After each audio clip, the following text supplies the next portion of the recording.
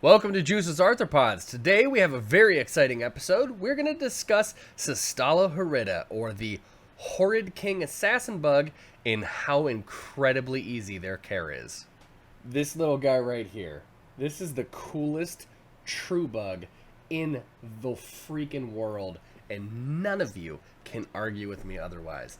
This thing is the easiest pet to date I've ever had, and look how awesome! It looks like a Castlevania drawing that you somehow managed to make more goth and then put a giant stabby face bit on the front of it. It's so cool! So today, we're going to talk about it. We're going to discuss a little bit about its care, and we're also going to discuss a little bit about its pros and its cons. So first, let's get into diet. So when you think of diet, you think, what do I feed this guy? I think a better question is, what can't you feed this guy? These things will eat anything, and when I say that, I mean the only feeders I've never seen them eat are anything that has worm in the title or is a caterpillar.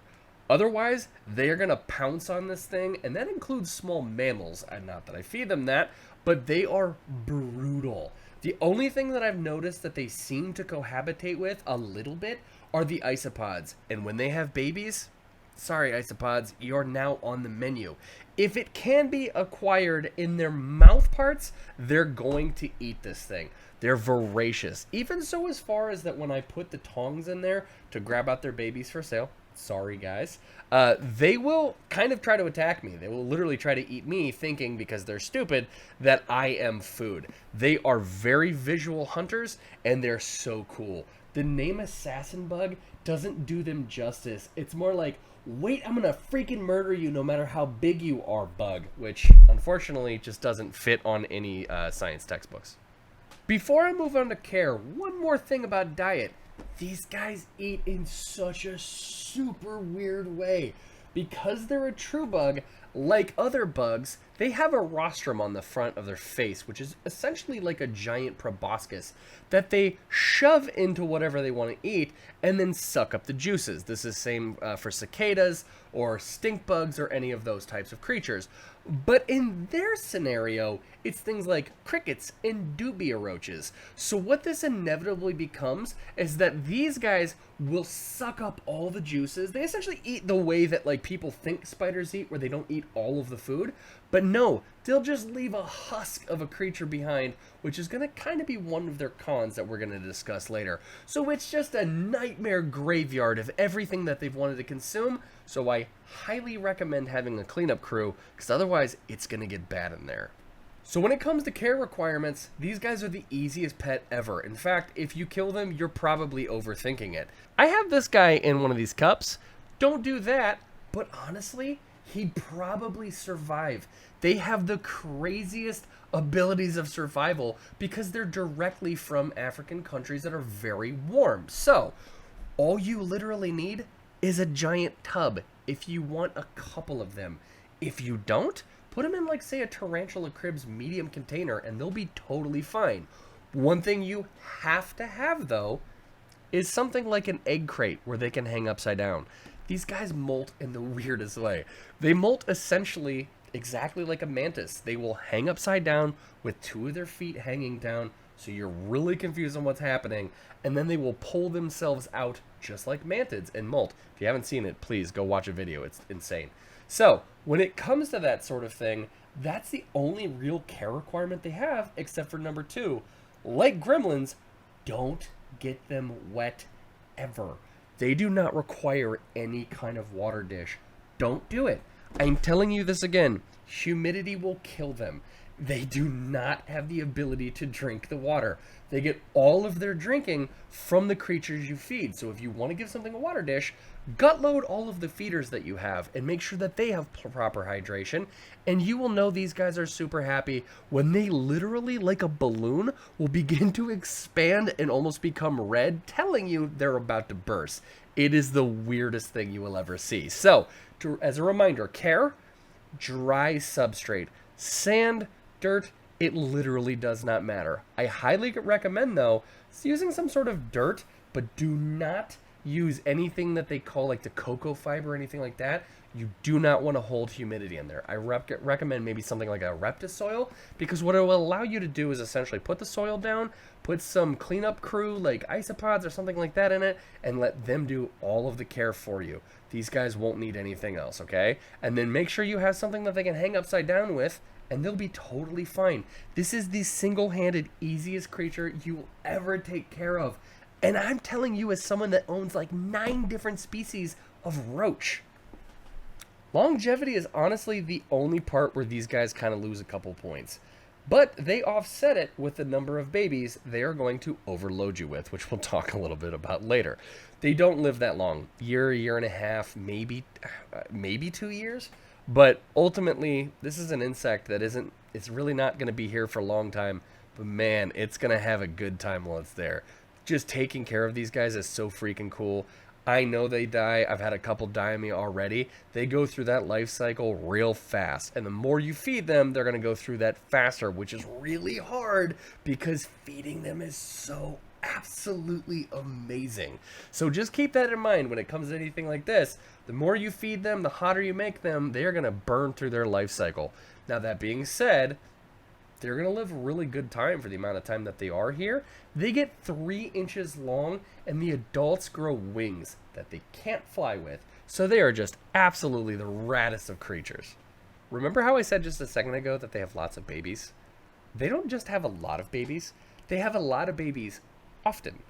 So if you have a male and a female, which I don't even know how to sex these guys, so good luck, you will now have a lot more than you anticipated. If you started with 5 or 10 of them, like as if say you just purchased them from me recently, guess what? You're about to be the proud owner of hundreds of them. So I really hope you like these guys. Now the benefit is you can just not feed them as often, and they're not going to have that issue. You could also separate the adults, but good luck, because if you have 50 of them, they're going to very quickly become 50 adults. So I would recommend keeping them separately if you want to prevent this problem. If you don't want to prevent this problem, then congratulations. In 6 months' time, if you did everything right, you're going to have more of these guys than you've ever dreamed of. They're so awesome. So let's discuss pros. But Juice, hasn't that been essentially what you've been doing this entire video? Yeah, and there's even more of them that I haven't even told you about yet. 1, they can cohabitate. So remember how I told you they can have like 50 to 100 of them? It won't matter. Now, there's an asterisk here and a caveat. Like the M. belfouri tarantula, you want them from the same brood, and you want to make sure that you keep them fed, because it doesn't matter if they're super happy with each other or not, they're going to eat your ass. So you need to make sure that you have, at the end of the day, if you have a boatload of them, you have a boatload of food. That's another thing we're going to discuss in a minute. That's also a con. Another thing that makes them so awesome, these guys are relentless when they feed. They're like motion-activated literal assassins. They are the coolest pet I have, hands down, to watch eat. Do you like tarantulas? You're going to love these guys. And I know what you're thinking, but tarantulas live 30 years. Yeah, but like imagine you had 30 tarantulas in one container this big. That's how cool it is. Now let's discuss, unfortunately, a couple cons. I almost feel bad doing this to them. They're such a cool pet. And it's not even like I got these knowing they were cool, and then I keep them because they're that cool. But one con that's a pretty big con, they don't chew their food, meaning they don't eat the whole piece. Remember how I talked about this earlier? Imagine for a second you have 50 of these guys, and each one of them have eaten 50 dubia roaches. Now you might be thinking, but bugs don't smell. They do when they're dead, and they especially do when they're decaying in the bottom of a bin this size. So they can put off some horribly wretched smells. Speaking of smells, another con is they do this thing sometimes territorially, so when you first get them, you'll see them do it a lot, where some people have mistakenly thought that they were shooting acid at them. This is a misnomer. They're not shooting acid at you. They are taking the most liquefied, horrible smelling, territorial shit you have ever smelled in your life. For a bug this size at biggest, they will produce some truly wretched smells. If any of you have kids, you ever had a baby have horrible diarrhea? That's what every feces these guys has is like. So remember when I said there's a bunch of decaying creatures now in your bin?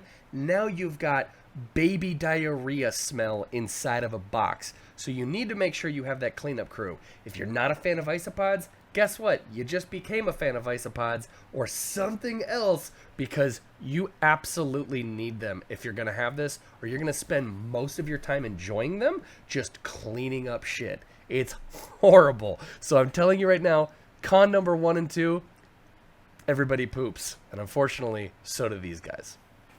Another con, they can be crazy defensive.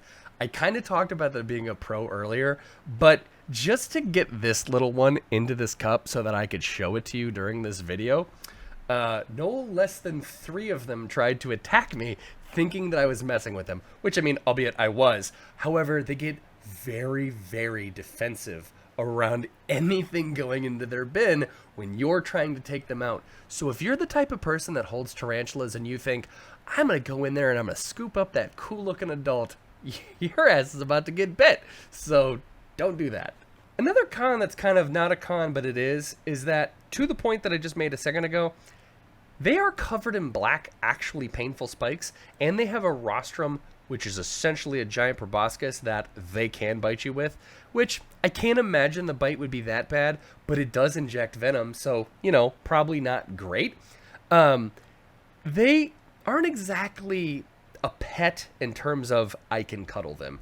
You could probably hold them for a short amount of time until they don't want you to. And then it's going to be an actual problem for you because, again, they're covered in spikes and stabby face bits. The last con is something I've already covered in Fecundity. Did you want a lot of babies? Guess what? You're about to have a lot of babies. I have sold 50 of these things so far, and they're still pumping them out. In fact, I just saw the female yesterday laying more eggs or babies or whatever they do. I genuinely don't know. I've never seen them do it. So that means if you are just a person that is like, I want to start with just 5 of them, you now have 105 and you just don't know it yet. So keep that in mind when you're making your decision. Aside from these things that I've just mentioned, so if you can deal with really horrible feces issues and decaying bugs inside of a box this big, and you're not exactly going to put them on your face like some crazies do, as long as it's not a big deal for you, these guys are single-handedly the absolute coolest pet you could ever have. I'm not telling you that just because I sell them. I'll take them off my website right now and I'll still sing their praise for a million years. These are the most fun. Every Predator Day, I am so excited when I get to these guys because the second anything drops in there that they can eat, they lunge and liquefy the insides of that poor unexpected bug, and it is freaking awesome to watch.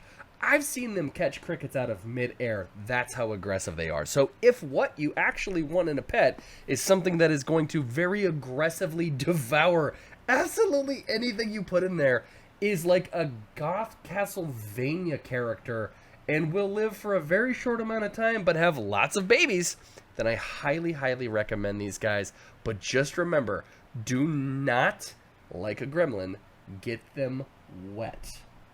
If you like this video, please like it, like and subscribe, hit the little bell if you want the notifications and all the typical things. I'm also on Instagram and on TikTok, but I mostly do everything on YouTube and Instagram. So I appreciate it, guys. Definitely make sure to pick these guys up at some point. Even if it's not from me, you will not regret it. Have a nice day.